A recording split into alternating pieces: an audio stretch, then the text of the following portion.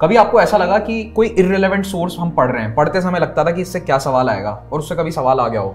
जैसे कई लोगों को लगता है कि ये इंडियन एक्सप्रेस, हिंदू, ये नहीं पढ़ने चाहिए, there are many people who don't read them regularly, लेकिन आते हैं सवाल।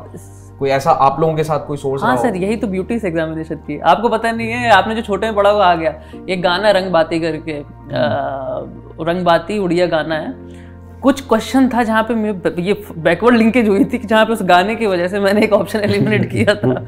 वो चीज एक दूसरी स्लमडॉग मिलियनेयर हो गया तुम्हारे। हाँ सर, कुछ ऐसा हुआ। जैसे किट कैट वाला भी आया था उड़ीसा के बीच का। जी, वो एक फैक्ट उस पे ऊपर लिखा रहता है उस पे, तो but you can't cover it, the reality. Sir एक हैबिट है मेरी 2013 से, रीडिंग सुप्रीम कोर्ट जजमेंट्स, जो मैंने अपने डेफ में भी हॉबी लिखी है, बिकॉज प्रोफेशन भी ऐसा है और आदत भी पड़ गई, उससे सब बहुत सारी चीजें आ जाती है। आई वोंट सजेस्ट कि आप जजमेंट पढ़ो, but I have this habit जहाँ पे बहुत सारी चीजें एटलीस्ट गलत भी हुई हैं क्योंकि ज्यादा पढ़ लिया है, और सही बहुत नहीं, इसमें तो मेरी एडवाइस है, तो सब रिलेवेंट है। अपना जो काम की किताबें पढ़ो, 70-80% क्वेश्चन सही करो, रैंक डाउन आ जाएगी उसमें। मतलब उसमें ज्यादा दिमाग लगाने की जरूरत है नहीं, you go for everything. Irrelevant चीजें मतलब जो जनरली जो लोग करते हैं, मैं देखता हूँ कि जैसे नोट मेकिंग, हर चीज की नोट मेकिंग, वो न्यूज़पेपर भी पढ़ रहे हैं तो उसकी भी नोट मेकिंग, कोई किताब जो किताब से रिवाइज हो सकती है उसकी भी नोट मेकिंग।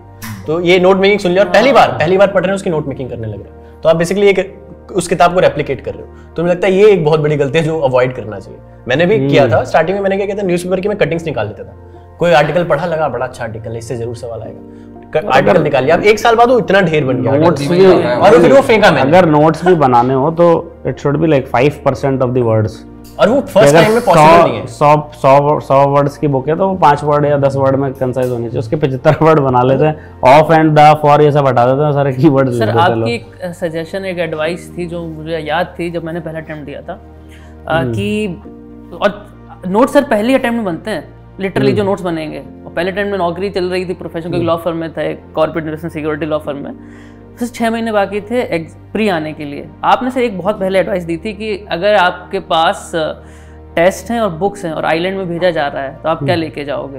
अब डेफिनेटली टेस्ट, बहुत टेस्ट लगाए, तो हमेशा पूरा ओरिएंटेशन बन गया टेस्ट का, पर डिफिकल्टी आ जाती है एस्पिरेंट्स के साथ, they do not want to be, human psychology, they do not want to be questioned. Sir वो टेस्ट पोस्टपोन करते जाते। जैसे अभी प्री का मौसम चल रहा है, प्री के टाइम में क्या होगा सर, लोग प्री का टेस्ट लगाएंगे, गलती करेंगे, फिर सर वो सोचेंगे कि मेरी नॉलेज कम है, और सर फिर दूसरे टेस्ट को डिले करते चले जाएंगे, फिर वो और पढ़ते चले जाएंगे, एक विशेष साइकिल बन जाएगी जहाँ आपने बिल्कुल टेस्ट नहीं लगाए होंगे, उनका प्री नहीं निकलेगा डेफिनेटली। जो उन्हें मॉक नहीं लगाया सर, आई कैन डेफिनेटली से नहीं निकलेगा जी। जैसे अच्छा क्वेश्चन है, बहुत ही अच्छा क्वेश्चन है कि टेस्ट कम देते हैं। मोस्ट कॉमन मिस्टेक क्या होती है आप लोगों के परसेप्शन में, मतलब जो पता है ये करना होता है बट नहीं करते लोग? जैसे ये तो मेरे को टोटली एग्री विद दिस, अगर प्री के 30-40 टेस्ट भी नहीं दिए तो क्या ही पॉइंट है अगर देने। Notes making, that is very important. Notes making अगर इफ यू नॉट डूइंग, क्योंकि वो ऑर्गेनाइज नहीं कर पाओगे आप।